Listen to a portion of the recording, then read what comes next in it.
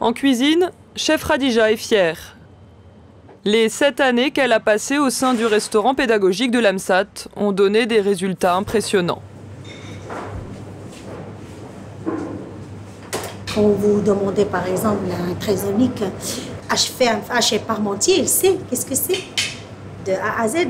Quand tu demandes de préparer un panna cotta, il sait le faire. Millefeuilles de betterave par exemple, ce qu'on a demain au fromage, ils savent que c'est... Donc, pour moi, c'est des professionnels.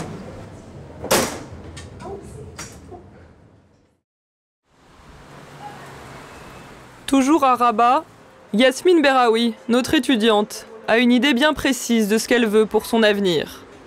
Faire son master aux États-Unis, devenir femme d'affaires et pourquoi pas s'investir dans le théâtre, sa passion.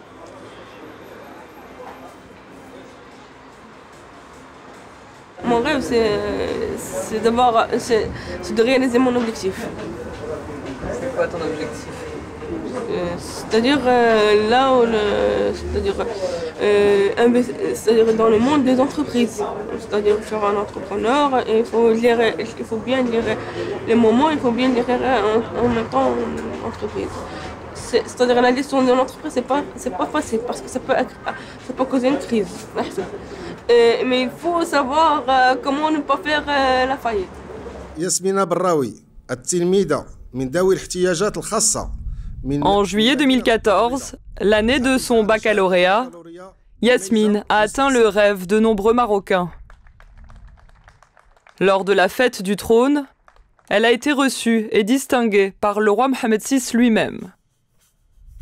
Un joli pied de nez à son handicap et à tous ceux qui ont douté un jour de ses capacités. Pour nos jeunes cuisiniers de l'AMSAT, la consécration est venue en 2015, lors d'un concours international de gastronomie qui s'est déroulé à Paris, l'assiette gourmande. Parmi des candidats issus de France, de Belgique, des Pays-Bas ou encore d'Algérie, c'est le Marocain Rachid Sey qui a remporté le premier prix.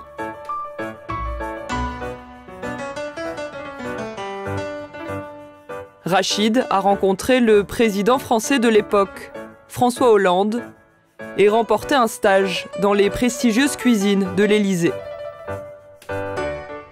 Un événement qui a permis de transformer le regard de certains parents, certains autres jeunes trisomiques, celui des employeurs, et permis de faire comprendre qu'avec de la confiance, on pouvait arriver loin.